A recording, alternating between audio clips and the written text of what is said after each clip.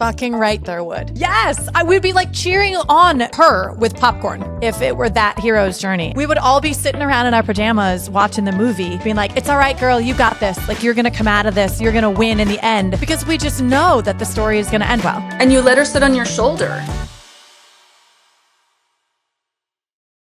Hey, everybody, welcome back to the Thrive Hive show. I am your host, Hannah Kirkpatrick, and I am really looking forward to, for the very first time now, bringing you a 3-part interview with our newly beloved Sharon Marie Scott, who is an erotic mystic, as well as a woman that I have met recently who actually found and watched the episode from our first interview with Sharon Marie and sent me a message revealing to me that she had been in a long-term relationship with a partner who was suffering with porn addiction.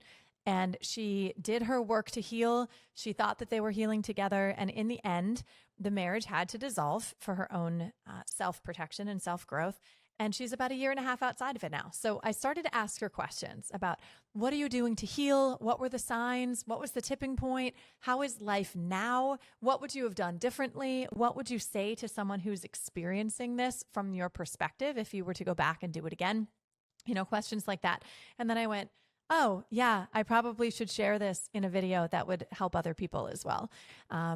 Interestingly, the same exact day, I received a message from a family member who has been suffering silently in a long-term relationship, again, with a person addicted to porn, a porn addict, although I'm really not into the labels because people become and perpetuate and continue to be what we call them. So a person who has not yet been released from his porn addiction. And so what that tells me is that when there's multiple drop-ins, like, I'm listening source, you know, that's my indication that there are way, way, way too many people out there suffering on both sides of this relationship. And it's the kind of thing that it is about time to break the stigma, to open the box of silence and to start to unpack it. You know, I have a personal history with recovery in a 12-step program around it, which I will talk about at the end. So you have to stay tuned, but I'm really deeply honored to be holding space for our next guest as she comes in and reveals her life story in a way that it might be healing to others as well. And then, of course, Sharon Marie Scott, like, who doesn't want to learn more from her in all the ways? She's a fully embodied person who herself went through a long-term relationship and what she's learned from that and who she's become and her evolution.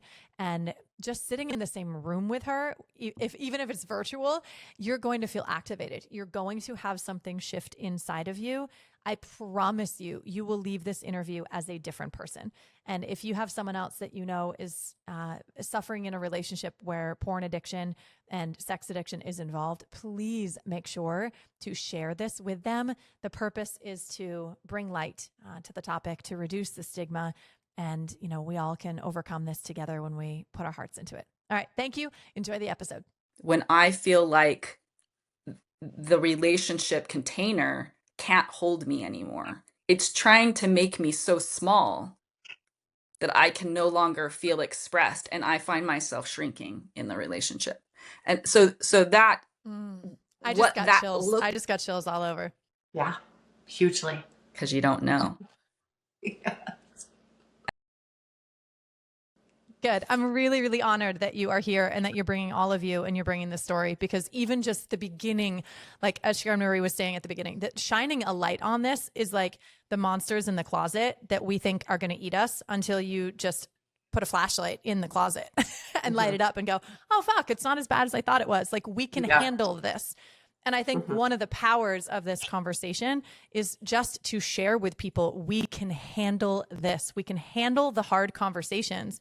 And there is a bunch of languaging. There's a bunch of, and Sharon Marie is teaching me, you know, as those of you guys who are just tuning in, like, I'm new to this work in terms of self-identity and crucial conversations and having boundaried, hard conversations with people. Like, I'm learning as I go in this, and we can do it. We can have these hard conversations, and they're so essential because the freedom is on the other side. With the conversation with ourselves. So when we talk about like, how do we like transcend out of like feeling like I am both the victim of myself and the perpetrator, is to realize that the woman or person, the person that made those decisions, the person that got caught up in that relationship for so long and stayed in it longer perhaps than she should have, she did exactly what we would do if we were living her same circumstances. And from one day to another, something shifted for you. You became a different woman in the realization. Your camera pulled back one level. That's consciousness. That's a Yes. level of consciousness, a level of awareness. When we become the observer of our behavior, and even more so the observer of our thoughts, that's a level of awareness. And so you literally in that moment gained a level of consciousness. And that's why we don't blame them. We don't blame that person that we were yesterday. We love her.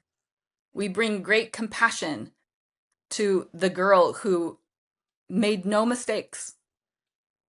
No mistakes were made in the making of this present moment and in the person you became the following day and the person you'll become tomorrow and every level out of aperture that your camera will continue to pull out in as you become more self-compassionate. And again, like the only betrayal would be to make her the perpetrator of her own life.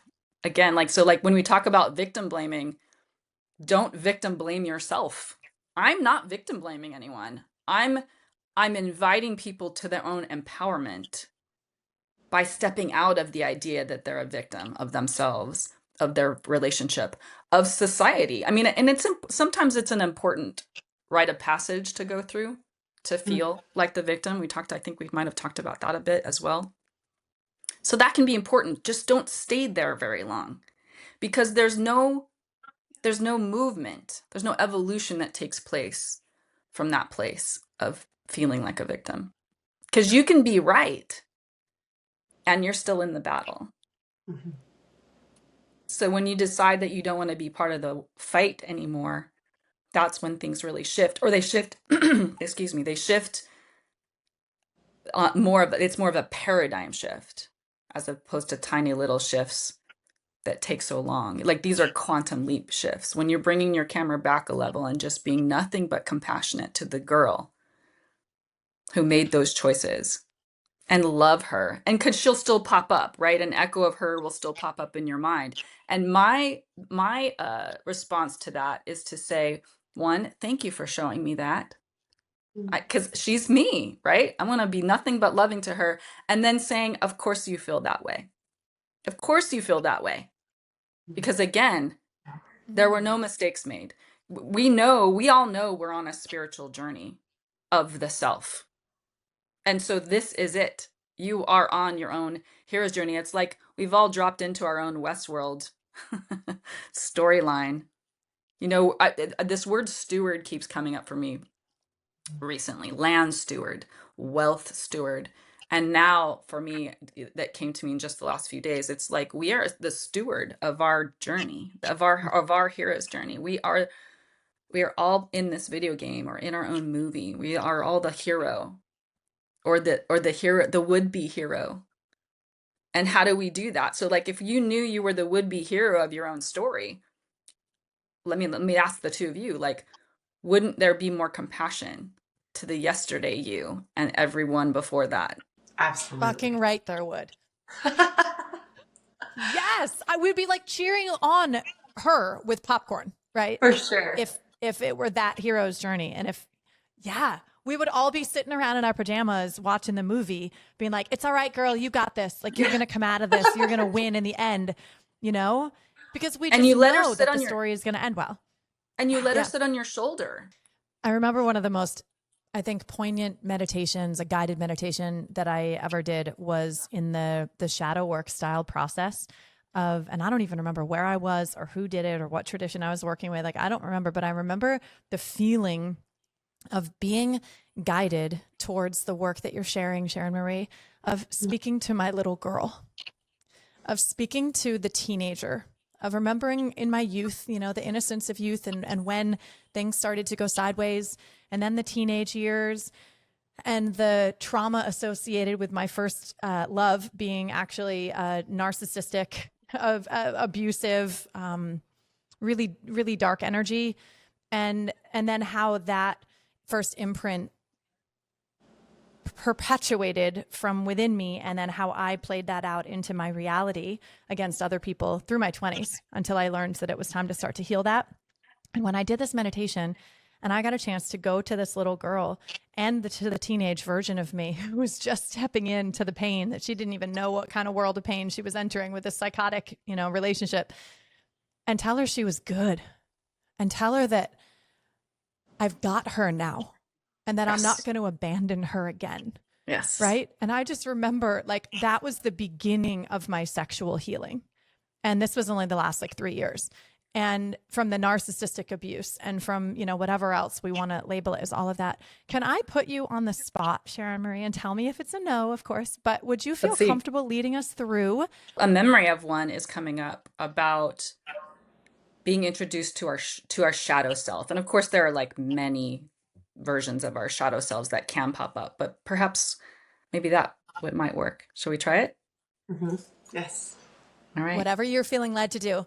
I think that'd be amazing. I really it's the continuation of it's the actual practice. What I'm looking for is the actual practice for people, that they can come with us on this journey of really embracing and hugging our little ones and saying, we're not going to abandon you anymore. From here forward, we are making decisions that are going to keep you safe and honor you. And I've got you, girl. And that's the concept that was so shifting for me to begin to self-trust. Yeah. And given who I think you've been communicating to me, your audience is, I'll probably step it back even just to that first introduction, just so that we're not trying to push anybody too far. So if you're good, we can try. I'd love that. Okay, awesome. All right, close your eyes and get comfortable for a moment. Take a breath.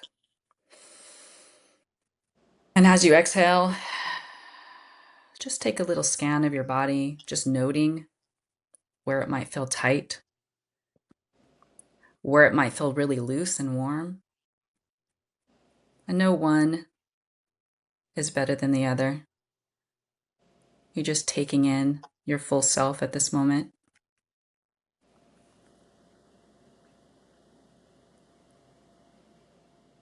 And now take a breath in. And as you exhale, I want you to imagine a red beam of light shooting down from the bottom of your body,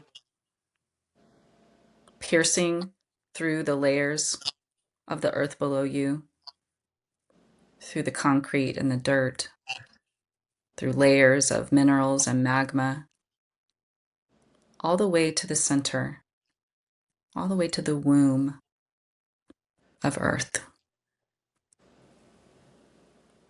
And I want you to imagine a crystal there. And your red beam of light pierces the crystal. And the crystal turns red. And it starts to pulse like a heartbeat. And you watch that pulse climb back up through your red beam of light.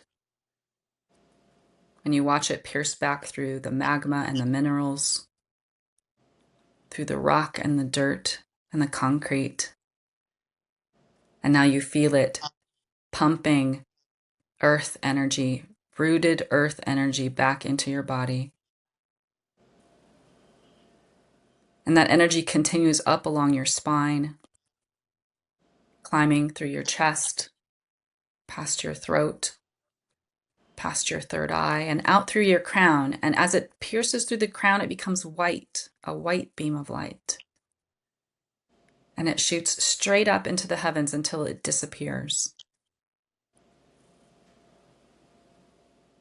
And you feel this grounded sense of suspension, both tethered to the earth and also open to the expanse above you. And from here, I want you to take your focus into your heart space.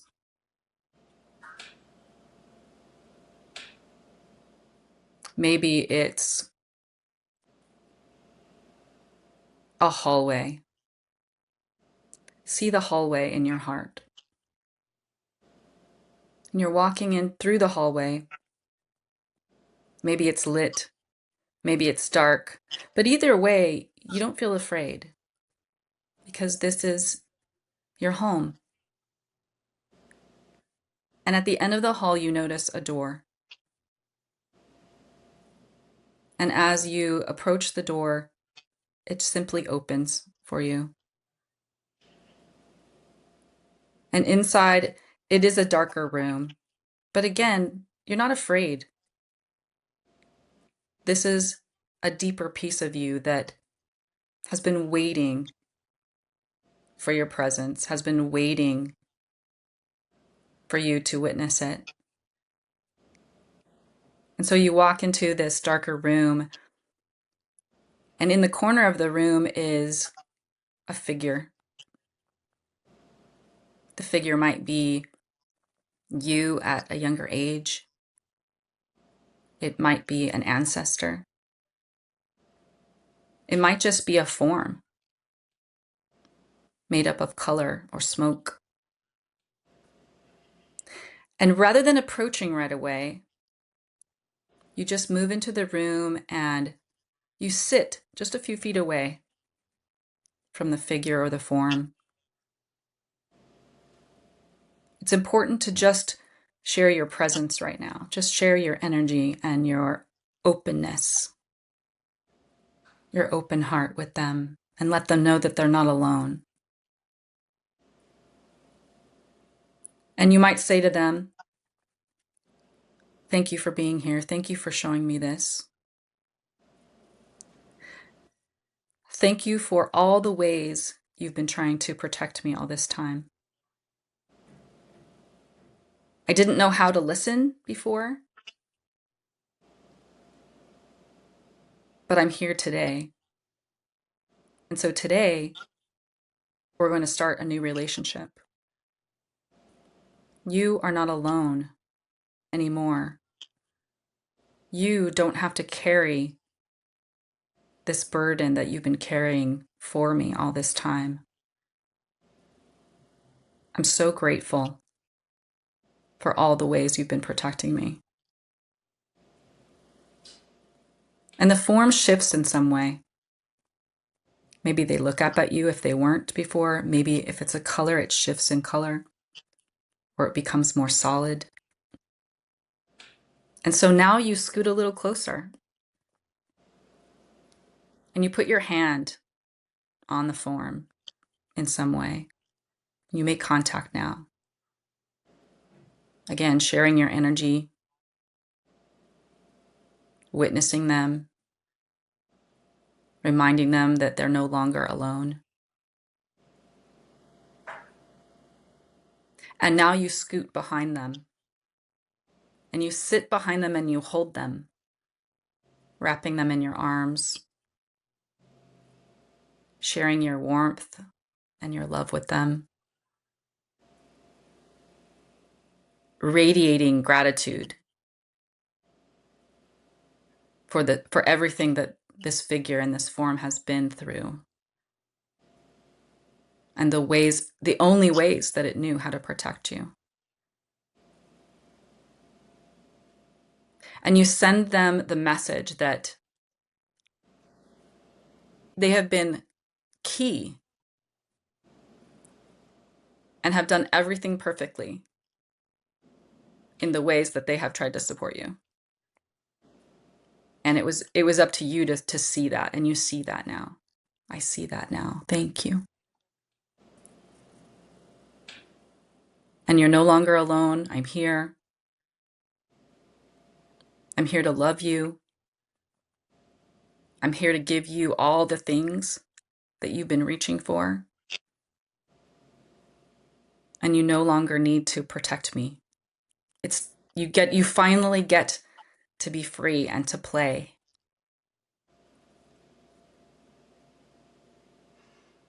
And then imagine, let whatever pictures are coming to mind, let those pictures come. Maybe they want to run outside and run and run and run. Maybe they want to lay in the grass. And Brett, don't hold back your mouth. Open your mouth. Yeah, let it through. Don't hold it. She wants so badly to feel expressed. Let your body make noise. It's so perfect. She so deserves that voice. She so deserves your embrace. And again, if more pictures are coming through, let them play. Let them have tea parties. Let them play with puppies. Let them fly. There's nothing off limits. They just didn't realize that they have the freedom to literally do and say and be anything that they want. And now you're showing them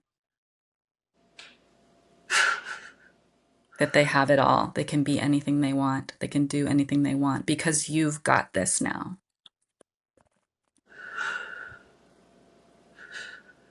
I can feel the energy shift. So just hold her there, hold them there, hold your form there for another few moments. Let them play. Radiate delight as they play. Play with them if they've invited you to.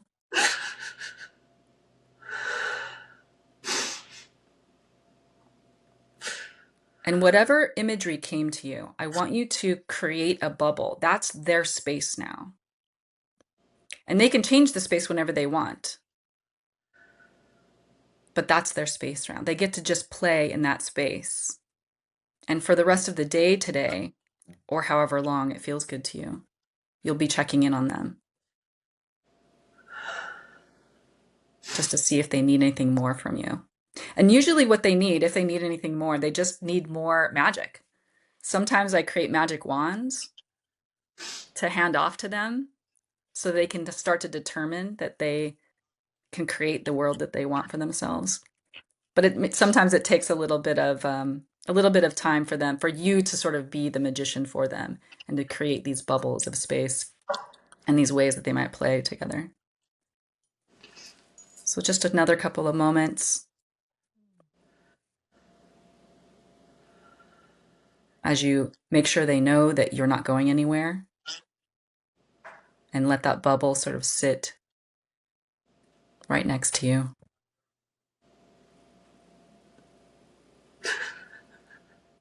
Brett, do you want to give voice to what you're experiencing right now? Just she's so carefree and she's loving her life. Yeah. And she's playful and she's having fun, and it's like, I mean, like I said, carefree. It just feels so, she's happy. Yeah. And that's how she becomes a new kind of ally. So whatever it was she was doing before to protect you, now she's the beacon of play for you. So now she's become a new ally. So she's going to still be a part of your life, but allied in a different way than she was before. She gets to remind you how to play. I do need a reminder sometimes. Yeah. Now you have access to her. Thank you. And I realize like I'm having a moment with myself because I didn't like bring you out and bring you back through the hallway, which is of course a technique. But if I was working with you one-on-one, it would be more interactive anyway. So I felt like you were really holding onto something, and I really, that's the holding on to stuff is how we make our bodies sick. You know, that's the dis-ease. Is there a closure? Yeah. Is there a closure, just real quick to it, Cheryl Marie, that you will regret not doing at the conclusion of this? For the my intuition is telling me no. Especially with the bubble. I would keep the bubble in play with you today, and for anyone that's listening. Amazing. I Thank certainly you so much. Yeah, and the last thing I will say is, feel your body again. Feel your butt on the chair. feel your feet on the ground while you're holding the bubble. And I love that you had, I think the young child, from what I'm hearing, Brad, is that yours was young, and Sharon Marie, your explanation was very young and playful. And what happened for me in that was it actually brought me to my teenage self, the one who, because I was just talking about it probably, and I've already healed for the little girl, to be like the reparenting, work, which is really also what you just brought in. You brought in the reparenting work of I've got this. So your coping mechanisms, the old habits, the old patterns that you used to do to keep me safe are no longer necessary. And that is a massive tool in addiction recovery as well. So that we could have an entirely separate conversation of someone who's on the other side of this and is struggling with the addictive and compulsive behaviors. There's a lot of compassion there as well, because what we always want to share with them is like, it doesn't make you a bad person because you've done unaligned things that harm you and that harm others. It just means that the earlier version of you did a damn good job figuring out how to keep you safe. Yeah. And eventually over time, those habits and behaviors that kept you safe and able to survive in an environment, whatever that was around you, in your family and your school and your, whatever your upbringing was, they stopped working in your adulthood. It's like the same with entrepreneurship and business concepts. Like what brought you here is not the same thing that's going to get you to the next level. You have to switch techniques completely in the business world when you're ready to scale your business, for instance, instead of, being a one-person shop. Anyway, there's so many parallels in how this shows up for us. Is like, thank you for what brought me to this point. And now, these behaviors have turned against us, and they no longer serve us, and they act in self-harming ways, which might look like codependency popping up. It might look like addictive and compulsive behaviors popping up. But what I love that you're bringing us to is a place of compassion in that. And anyway, so what came up for me in it was my teenage girl, and I saw her actually having fun and lightness in her first sexual experiences, and playfulness, instead of like just, because like the first part of my brain goes, oh, well, you're not allowed to think of fun and play in the sexual regard. That's only for little girls. Like only little girls are allowed to be playful and innocent and free. But then once you start to be of age, right, then you're supposed to, there's all of these rules that we're supposed to follow. You're supposed to be like the good girl to this person, and then the tramp lady in bed, like you learn from the music videos in the bedroom. But you're supposed to, like, what was that song? I totally don't remember. Do you guys remember? It was like the, the woman on the street and the tramp in the bed or something like that. We'll have to like add it in as an asterisk later. But there's entire like musical songs showing how we're supposed to show up to the real world and then not. And in this meditation that you just brought us through, I literally saw my young girl actually without all of the anxiety that this guy put on me of the body image, and that I was here for his pleasure, and that he was always looking at other people at the same time while telling me he loved me. Like all of the mixed signals and the mess and the like, of all of it in that meditation for the first time ever was relieved. And I imagined myself actually of what it would be like to be with an incredible guy like my husband right now. Like if I had the opportunity for that to be my first imprint, holy shit, it'd be fun and playful and affirming. And like, I would feel like a goddess, and he would be like, just tell me what to do. I want to make you happy, And I got to experience that in the lightness of it in that meditation. So thank you for that. And I didn't realize that there was still shame attached to it. There was still expectation. And that's where my performance anxiety all started, was that very first imprint of I was supposed to perform in a certain way.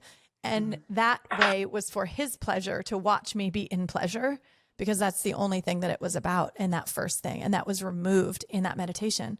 And now I get to take that with me. Yeah, you're essentially rewriting your own history emotionally. It's a really big deal what you just did. Because again, we talked about like, yes, our stories are important, but what really determines what happens next is who you are in this moment and who you're going to be in the next moment. And so you could lean on the story of how playful and reclaim the innocence of her pleasure, in that memory, and decide that that now determines who you'll be today and tomorrow. Not even just in bed, but I think that it applies to the larger aspects of life, of being more playful Mm. and the innocence, again, the innocence of pleasure, the innocence of arousal, the innocence of experimentation. Mm. Even And I putting know those words together, the innocence of arousal is like I'm glitching. The innocence of like what? You know what Yeah. I mean? And this is what's so fun about you and me and Brett. This is what's so interesting about these conversations is that we're coming from such opposite sides of the spectrum, right? Like I'm coming from this like conservative, programmed, you're supposed to have all these expectations, and then you're coming from this completely free and liberated space. And what I love about all of our conversations like this is that we get to really identify where the glitch fucking moments are. Like, how do you even put into the same sentence innocence and sexual play? Like, what? No, it's right. wrong and because dirty. because I fiercely protect and stand up for that girl, my 5 and 6 year old, right? Who was in her pleasure and then was told that I should feel ashamed about it. Like I no longer, I'm getting chills. Like I will no longer let her be ashamed. Her arousal was absolutely innocent. And again, like, yes, there were circumstances that made it wrong and I couldn't consent, but that's what happened. And so I will not let anyone tell her that her pleasure was anything but beautiful and life affirming and everything it was supposed to be. Everything we're meant to be as like the gods at play in this video game. Mm. It was, again, like it Like wasn't the circumstance, right? It was the beliefs that I built around myself and the world that kept me from that truth that I so fiercely defend now. and your fierce defense awakens the ability in each one of us to learn how to fiercely defend our little beloved, our little Yeah. one who needs that defense, not just the defense in terms of what we would be expecting is like fencing her in and not the, oh, I'm so sorry that happened to you defense, as we talked about in the last episode, but the defense of you are allowed to be pleasurable here. And that is your autonomous right. And I'm going to defend your right to be like to feel pleasure. Like the mind blowingness of the paradigm shift of that is incredible. And what it's doing is I can feel it internally. It's giving me, which means it's giving others who are experiencing this with you, a permission slip to defend our little one's pleasure as well. And that's what was happening. Like in my teenage self, I'm like, yeah, you were allowed to be fun and to have a good time and to be you and to be, imagine like to be me in those experiences. That was never really an option. But And in fact, she's a fierce defense badass of that is empowering that. She's a badass, right? For doing that. Yeah. That's so cool. So it's even more than like protecting her, or it's more than just protecting her or being like, looking back and like, well, she had these circumstances and so it's okay that she made these choices. No. She's a badass. She's a badass for knowing how to survive and how to juice what she could of life, given the circumstances, given the storyline that is a steward of, and that the storyline she was dropped into. And again, like I like what you're saying, because it goes back to the conversation we were saying about how we make up the story, like whether my husband goes to gamble with the guys or whether he goes to lunch with a woman, it's me that makes the story of what that means. And it's the same thing. Like we can talk about that it's okay for children to be innocent in their pleasure when they're playing in the mud or taking their clothes off and running in the sprinkler hose. But if she's touching her body in some way, all of a sudden that has to mean something different. That's a choice and conditioning that we get to unravel and we get to create our own definitions of. Yeah. Oh, I love that so much. The permission slips. Yeah. It's so beautiful. So Brad, is anything coming up for you right now that you want to share? No, I just feel really lighthearted. I mean, I knew that I knew that I did tamp down my inner child for a really long time because I was in survival mode, but I feel really, really lighthearted right now, and it feels really good and really safe and fun. An image just came to me for you, Brett, that you could play with today with that girl that Okay. came through, is I would just make her so big. I would invite her to be like so big in her world. She could literally be like a giant. She could have other giants join her, but like just how big does she want to be? How Yeah. how loud? How crazy dancing? You know, like how far can you invite her to be all of herself, to be more than she even can imagine? That's really I want to beautiful. come play in Thank the you. land of giants. Can I come play I with you know. and be in our absolute bigness and be surrounded by just Amazonian huge creatures everywhere Yeah. and I'd be as big as we can be? What an Thank you. awesome invitation. Ah, okay, ladies. I feel like we could just sit and chit chat all day long. I know actually we could. And this isn't chit chat. I mean, I say that because I'm being flippant about it, but this is absolutely the most important and profound and deep and and beautiful work that we could be doing. And we're doing it through play. And we're doing it in lightness. We're doing it through tears, and we're doing it through laughter, and we're doing it through channeling of ideas and meditations and growth opportunities. And I am just so in the yummy of all of it. I think it is so cool that we get to define what healing looks like. You know, it doesn't have to be the all serious and deep, and it doesn't have to be, it's not surface level, that's for sure. So we're bringing in, and this conversation to me, just reflecting over where we've been in this hour or whatever. I don't even know how long it's been. But it's all of it, and it's holding all of it. And this container has been just this perfect little microcosm of real life, that we're going to cry and we're going to laugh. And the beauty comes when we just open up to a bigger living experience. And that's what the healing is all about. So we promised at the beginning that we would talk to people who were struggling in partnership or healing from partnership with those who are addicted to porn specifically. But that's, you know, the guiding light of this conversation.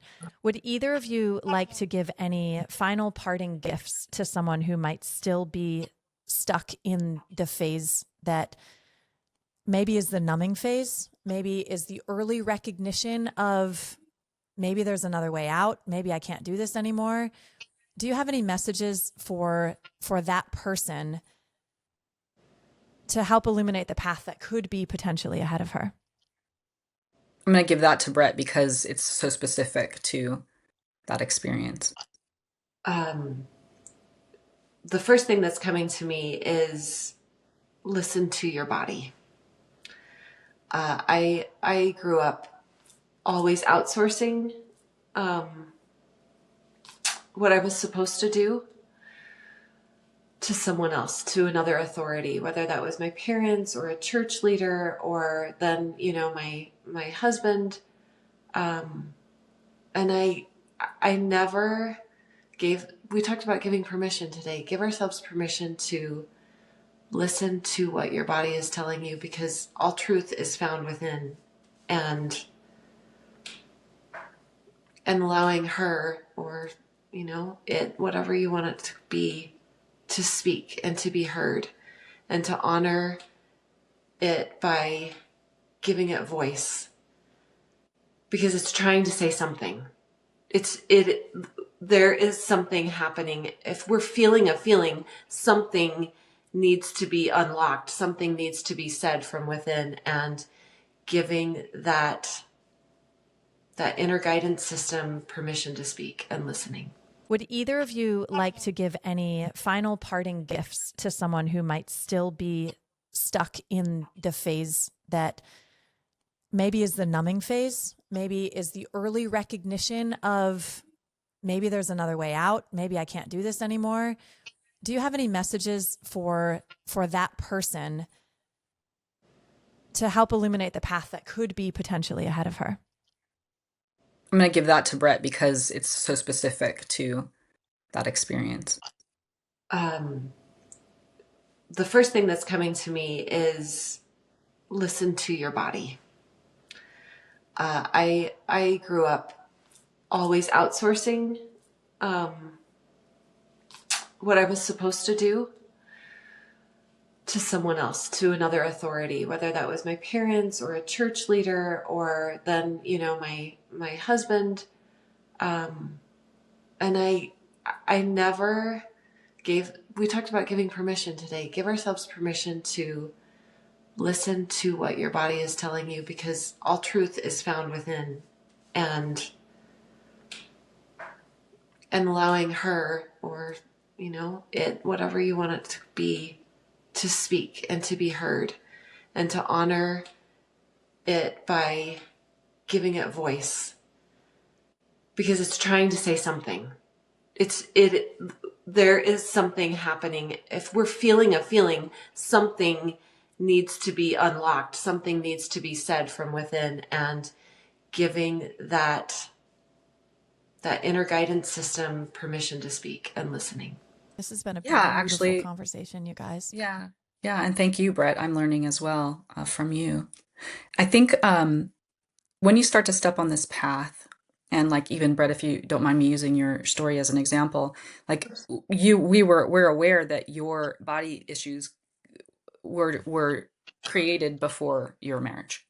Right. And when you start to peel away the layers of these things, you realize like he's not responsible for the past that he didn't have a hand in creating, and that his rejection of you sexually actually had nothing to do with you. It had to do with his past before he met you. Yeah. And so if I had any wisdom from a person who doesn't have any experience with sex addiction or porn addiction partners, I don't have that experience, but I would offer the idea that their addiction has nothing to do with you, in the same way that, your body dysmorphia had nothing to do with them. That's a really beautiful message. And thank you for touching on that too, because I wanted to share, I was sharing, Brett, a little bit before we jumped on record here, about my history with sitting in SLAA, Sex and Love Addicts Anonymous groups. It was one of the first of the 3 12-step programs that I got into. I'm actually revealing this right now on air, aren't I? Okay, this is happening. So this is going all over the multiverse. Here it comes. That's all right. I'm here for it. Exactly. Thank you. Wow. No matter how many times you speak about it, it still feels like your rib cage just opening, and like there might be a lion nearby waiting to devour my innards, Right. So I'm going to feel the fear, and I'm going to do it anyway, because I don't think I've shared to this level. Or even if I have, it doesn't matter. It comes up all the time. But so when I collapsed my life 16 years ago, and I ended up in 3 12-step programs all at once, it was SLAA, Sex and Love Addicts Anonymous, Overeaters Anonymous, because it's really easy just to stuff yourself with food, just to numb and to stuff. And that's the most socially acceptable version of addiction that exists, is sugar and flour and food addiction. But anyway, and then the third was actually Alcoholics Anonymous, which is the easiest one to talk about because the stigma is now mostly removed from that in comparison to the others. But I'm sharing this because it touches on what you were talking about, Sharon Marie, which is so important, that I sat for years in rooms, mostly of men, and there were between, let's say, 8 to 15 on average. And this is at least 1 meeting a week, if not 2 or 3 meetings a week, in the area where I got clean and sober in Vermont. And I was so fortunate. And as I sat around, and I was usually the only female, sometimes there was like a lady who would come in or come out, but I was really the one that was like, this was my anchor. And I'm here to shift all of my validation seeking. I'm here to shift all of my looking at men to give me something. I'm going to learn how to manipulate you, to make you like me, to make you want me, so I can get what I want out of you. Like all the fucking power struggles, all of the resentment of how I was objectified, and like all of that mess, right? So I'm here for that. And sitting with these 15 guys, what I learned was exactly what you're sharing. They shared so vulnerably, week by week by week, of how much they loved their partners, how much they loved their partners as women, and they honored them individually as humans. They honored them in their role as wife. They honored them in their role as mother. And they could talk about how they would walk in and be in love with how their wife was cutting snowflakes with their child at the dinner table and be so in love with them, right? And at the same time, not able to get themselves off of a technology that would give them a dopamine hit from a porn scene so strong that it was stronger than heroin and cocaine, say most neuroscientists now. So it's the both of it. And I experienced it from the inside of these really mostly beautiful, good humans that were struggling with something that had pervaded their psyche and their biology, and they had been hijacked so badly, which was, of course, a symptom of what you're referring to, Sharon Marie, as their original pain points coming in. You know, that any sort of addiction isn't the problem. It's the symptom of the underlying belief systems and stories that we come in, and traumas that we come in that are unprocessed. But I just wanted to share that because I think it's really, really easy for us to demonize someone with porn addiction as well, or sex addiction as well. And while I hold in extreme compassion those like Brett who are in a really sticky and hard and multi-dimensional space of trying to be in a container of a life created with that person and dealing with a lot of the pain that those behaviors and the lack of affection and the real self-focus and the narcissistic tendencies and the hiding and the secrets and all of that shit, that stuff is gnarly. And at the same time, after having spent years in the rooms of people sharing the pain of what it's like to be in that addiction, I just want to share that moment of compassion too. And yeah, just speak to what you originally said, was that they don't want to be in that position either. They have accountability that they have to heal, and it's never about the other person. That is not what it is at all. So if you're one who's in love with someone who's really being gripped by a porn addiction, that's a great starting place, is to start to internalize that it's not about you. And it doesn't mean that they don't love you either. And it doesn't mean you have to stay. It doesn't mean that you are to self-abandon. It doesn't mean that you are to shut down and to numb and to go find your own peace on the side, if, you know, and to do anything. And but by peace, I mean anything that is outside of your own. Sharon's like, you can always go get a piece on the side. Come Still on. love yourself. Love yourself. It's okay to love yourself more than all of that, than all of it. And it's key to love yourself before, in front of all of that. I think we covered a lot, and I'm really grateful. I think there's a great, big, huge, beautiful opening here for people to begin to step into healing. And you know, if it would be helpful to anyone to share this video with a friend who is stuck in a relationship, particularly one that's being eaten alive by porn addiction, please do that. Please make sure to know that there are resources out there. The 12-step programs of SLAA and SAA, for example, are fabulous resources. Some in the faith walks, like a Celebrate Recovery, as an example. There's so many different paths to healing. And really what we want to do today, this isn't to bring you all of the healing. This is just to open the container of hope, to let you know that you're worth it.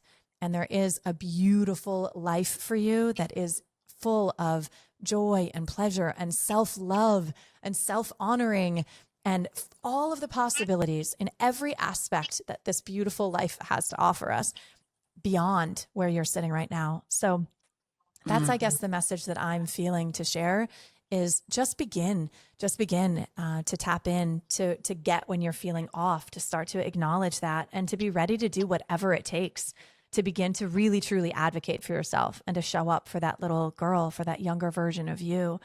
And when we say, don't worry, sister, because from here forward, I got you, my encouragement to you, if you're watching as someone who's ready to make this step, is to then just to find ways to make that true. If it's learning from more people like Sharon Marie, finding therapists that are trauma informed, like begin to enter the path of doing your own growth work so that you can take responsibility for your side of the street. And as you do and begin to do the healing work, the vibration of that person who's in your life is going to kind of fall away. That's what happened in Brett's story. That's what we see all the time, is that as we rise, you started off by saying you outgrew him, which is another way of saying like your energetic resonance is no longer going to align with his. And so he's going to be polarized magnetically. into his own realm, into a different realm away from you. All right, beloveds. So that was interesting. As you might know, I live in the Caribbean, in the Dominican Republic, and that's where my home studio is right now. And the power just went out. We're kind of renowned for the power instability, sometimes water instability. It's the trade-off of living in the tropics, you know, where it's kind of paradise. And then you have things like power outages that jack up your day. So sorry about that. We were thankfully at the end, towards the end, we were wrapping it up. And I just wanted to say thank you so much for joining us. I really, really, really feel, I was going to say, I hope that you enjoyed it, but that seems like surface level, and we're not here for that. What I'm really feeling is that I hope that you feel hopeful. I hope that you feel supported. I hope that you feel seen. I hope that you feel like you just got to sit in a living room with a couple of girlfriends who have walked a path before you that might include not feeling seen, body image issues, self-confidence, shutting down of oneself, numbing, shaming oneself, negative self-talk, feeling locked up, all the different things, not knowing how to show up as our most powerful and free and fun and sexy even selves in our relationships. So that's what I'm hoping, is that you just hung out with us for a little while. And that you get our hearts, that we're here to serve you, that our stories are real life examples of what we have lived through, have become empowerment, have become catalysts to help us to grow and to change and to shift into the thriving versions of us that you see today. So if you're suffering, if you're struggling, girl, just know you are not alone. You are not behind. Nothing in you is broken. Everything can be healed. Everything can be shifted. Your greatest life is ahead of you. And, ready for it, the time is now. So if you haven't done the meditation, go back and do it again, do it again, do it again, do it again, until so many different parts of your younger self are loved and celebrated, as Sharon Marie says, are accepted and celebrated and hugged and held and promised that no longer will they be abandoned. And my challenge again to you, as to wrap this up, is to pursue every single path of healing that you can, that feels aligned to you, so that you fulfill on this new promise that you made to you to no longer self-abandon. And as you pursue that path, as you pursue the path of personal responsibility and new storytelling and shedding of the old. My goodness, ladies, 2025, it was the year of the shed, y'all. Put a fire or something at the bottom if you shed as much as I did and a bunch of my collective did. We dropped so much. It was a really shifty year. And how cool is that?